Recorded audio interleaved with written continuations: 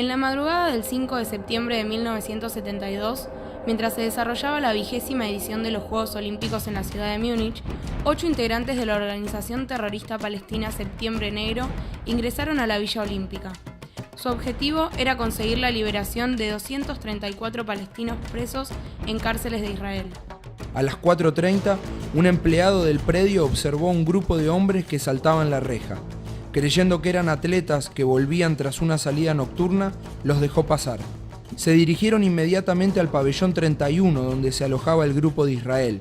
El entrenador de lucha libre, Moshe Weinberg, y el pesista, Yosef Romano, opusieron resistencia y murieron acribillados en el acto, mientras que 9 integrantes de la delegación fueron tomados como rehenes. Los 9 restantes lograron escapar por una ventana luego de que Weinberg diera un grito de alerta mientras forcejeaba con los terroristas.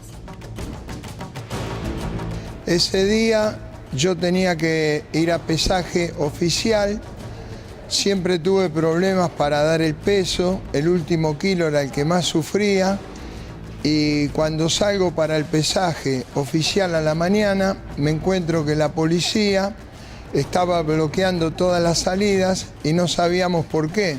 Para los atletas fue toda una sorpresa. Se despertaron sin saber qué había ocurrido la noche. Y eso fue lo que más les llamó la atención. Cuando después se enteraron de lo que había sucedido, los atletas argentinos estaban muy cerca del edificio en el que sucedieron los hechos. Nosotros vivíamos en unos departamentos más grandes y había delegaciones más pequeñas que vivían enfrente nuestro, en unos departamentos que creo que tenían de un piso solamente. Nosotros vivíamos en unos departamentos de 8 o 10 pisos. Y esa mañana, cuando nosotros salimos, como todas las mañanas temprano, que íbamos a trabajar los caballos, ya ahí a la salida nuestra, de los departamentos nuestros, nos paró la policía y nos hizo ir por otro lado. Ese 5 de septiembre, cuando nos levantamos a la mañana, lo primero que hacíamos era ir al centro de prensa puntualmente, o sea, de los departamentos donde nos alojábamos los periodistas, que formaban todos parte de la villa de prensa, caminábamos hasta el lugar donde estaban las confiterías, los desayunos y donde estaba la provisión de toda la información, se hacían las notas y todo lo demás. Cuando llegamos allí nos enteramos que en la noche había pasado lo que pasó y fue todo un día de noticias que iban y venían, versiones diversas, rumores, pero nosotros, ningún periodista en verdad pudo llegar a el lugar donde transcurrían los hechos. Gegenüber der DDR-Delegation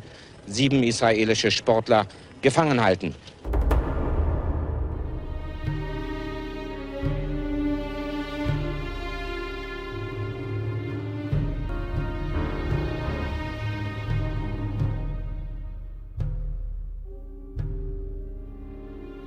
Bueno, el 5 de septiembre de 1972 fue sin duda una de las fechas más difíciles en la historia de los Juegos Olímpicos, más trágicas, yo diría, en la historia de los Juegos Olímpicos. No sentí miedo, sentí preocupación porque el operativo era muy fuerte.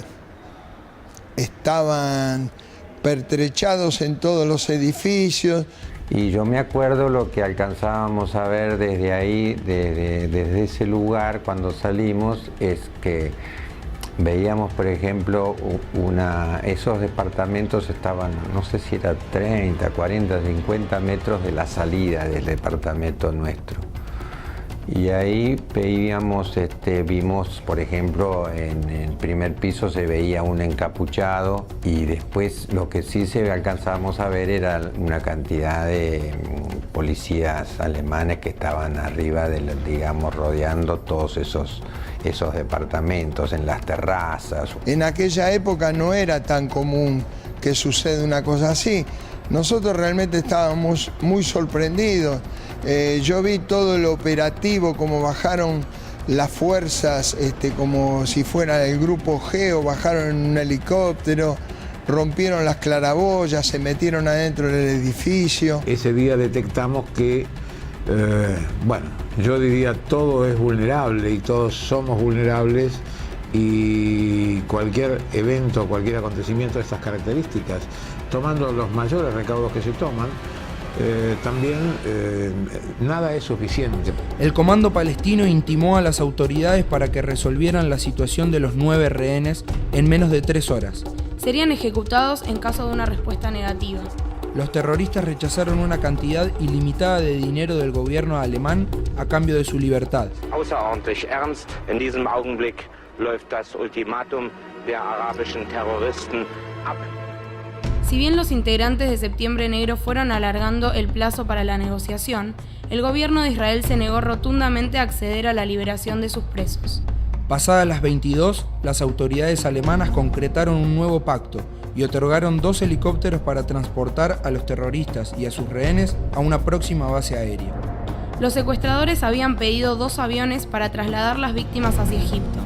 Sin embargo, los alemanes fingieron aceptar este acuerdo y los esperaron en el aeropuerto con un avión que no podía volar y un grupo de francotiradores principiantes que se encontraban camuflados. Yo creo, desde el punto de vista de haberlo vivido muy de cerca, que hubo analizándolo a la distancia, en ese momento tal vez no fue tan claro, un error estratégico del gobierno alemán.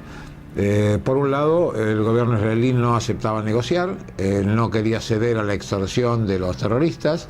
Por otro lado, el gobierno alemán creyó que podría, con francotiradores y con fuerzas especiales, neutralizar a todo esto. Si bien en el mundo pasaban cosas, el olimpismo se creía que era inmune. Si vos me decís por qué no nos evacuaron, en la dimensión que vos tenés hoy, ¿no es cierto?, de todo lo que pasa con el terrorismo, tendrías razón, pero de pronto en ese momento era una cuestión de una persona que con un revólver mataba a otro.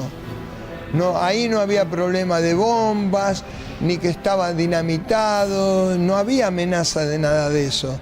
Eran unas personas que estaban pertrechadas en una habitación, que habían matado unas personas que las tiraron porque estaban... Nosotros veíamos desde el balcón esas personas ahí, tiradas, ¿no es cierto? Era una cosa horrible. Pasadas las 23, 2 terroristas, cada uno con un rehén como escudo, se dirigieron al avión que supuestamente los llevaría a Egipto. Pero al ver la aeronave vacía, comprendieron que era una emboscada y volvieron hacia los helicópteros. Los francotiradores entraron en acción. Tras el primer intercambio de balas, murieron 2 terroristas y un policía situado en la torre de control. Los secuestradores, acorralados por las fuerzas alemanas, decidieron asesinar a los atletas israelíes. Un palestino lanzó una granada dentro de uno de los helicópteros, matando así a 4 rehenes y al piloto. Mientras que otro utilizó una metralleta para dejar sin vida a los restantes 5 deportistas.